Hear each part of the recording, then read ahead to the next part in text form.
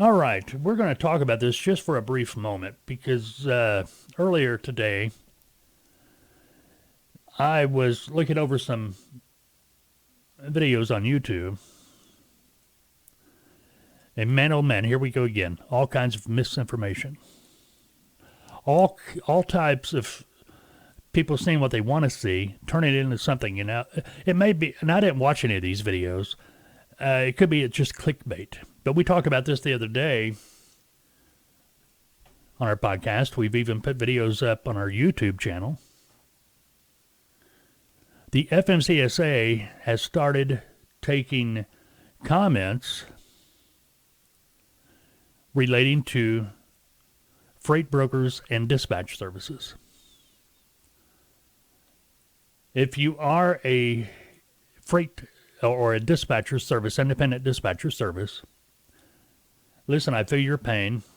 I this is just my opinion. I feel like you should forego the dispatch service, become a broker for the simple reason that's more realistic than being a dispatch service. Yeah, I know there are dispatch services out there. We're making all kinds of money. We're doing this. We're really a benefit to trucking. No, you're not. The majority of you are not. Anyway, the majority of these dispatch services, and if you're a trucking company, listen up, but the majority of these dispatch services are just grabbing loads off the load board that brokers have put on the load board and putting them on their clients' trucks. So you got a broker taking 15, 20%, if not more, off the top. Then you got a dispatch service, 5, 10%, whatever, taking their fee off the top. So realistically, when it gets to the truck, 20, 30, 35, 40% maybe off the top of the load. So why would a truck want to use a dispatch service? Basically, because they don't want to go out and find their own customers. And that's the easiest thing in the world to do. Getting a customer, especially if you got trucks, is not difficult. I don't care if you got one truck.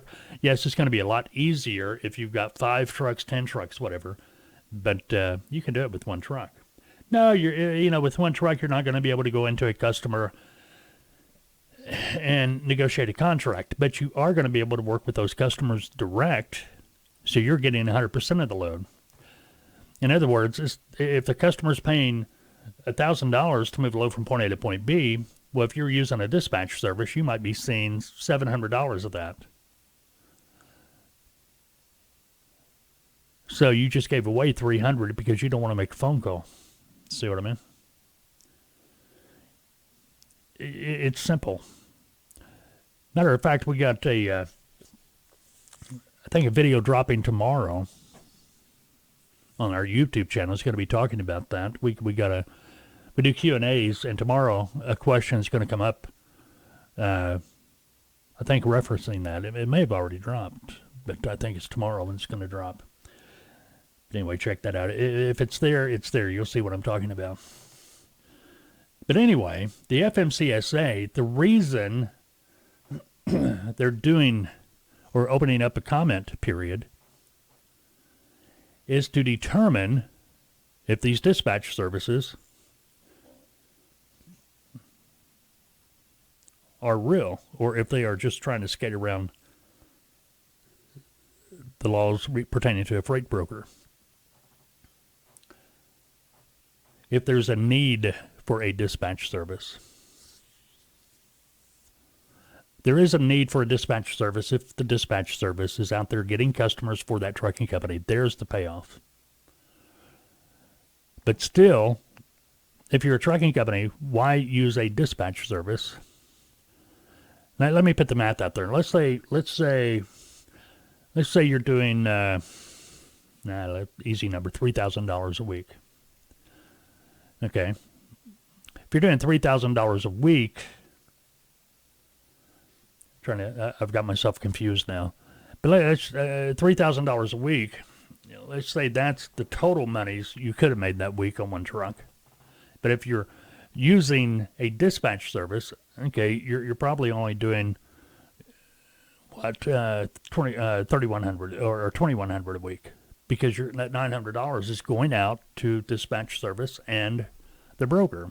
Where if you had your own people, trust me, you could hire somebody for $500 or $600 a week, save money, and they could be out here getting loads where you're making 100% of the money and working with a broker on a limited basis. The only time you ought to be working with a broker if you're a trucking company is for backhaul or to reposition your equipment to a destination you need that equipment to be so you can make more money. Using a broker for a trucking company should be for a convenience. Now, you may be saying, well, that's what a dispatcher for. A dispatch service, it's a convenience. It's a convenience to where you don't have to look at the load board, make a phone call. You know, if I'm doing $3,000 a week, I'm giving $300 a week to, or if I'm doing $300,000, and I'm talking total monies before anything comes out of it, but if the total of all the loads I moved via my dispatch service were grossing out at $3,000, well, I just paid the dispatch service $300. Isn't it worth $300 to you to get on that load board? Technology's everywhere. You can do it.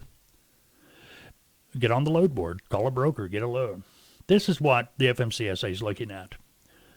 Is there really a need for a dispatch service, or are people using a dispatch service as a reason to skirt around becoming a freight broker? Now, why do people want to become a dispatch service instead of becoming a broker? Well, if you want to get right down to it, a broker's going to make more money. They can work with any truck out there that's a legally licensed carrier. They're going to make more money because they're dealing direct with the customer. They're dealing direct with the trucking company. So an average broker is going to be doing, you know, at the end of the year, you're looking at your total net from the loads moved for that year, and you're looking at 12.5% to 15% average. Now, that's not to say you don't have loads you're doing 30% on or 20% on or whatever, but, you know, you get that average working out. 12.5% to 15%, somewhere in that ballpark. That's going to be your profit, your net on the loads. Now, you've got expenses coming out of that, of course, but, you know, it used to always make me smile a little bit when people would call me and say, yeah, I looked at this broker, look at their DMB, and, man, they had $10 million in revenue. Yeah, that's $10 million in revenue. That's not profit. Remember, revenue includes the customer paying the broker. The broker's also got to pay the truck out of that. You see what I mean? That's what I'm talking about. So you figure 12.5%, 15% is what the brokers actually put in their bank account or paying bills with, earning their profit from, earning their income. But what got me on this soapbox here this morning is simply because I see some videos up there talking about how the FMCSA, it's finally happened. FMCSA is looking at freight brokers and freight broker agents. No, that's wrong. I don't even know where they came up with that. It's looking at freight brokers and the need for dispatch services. If you look at 13 questions, and we did a video on this as well, 13 questions are pretty much all focused on dispatch services. So don't be misled, friends.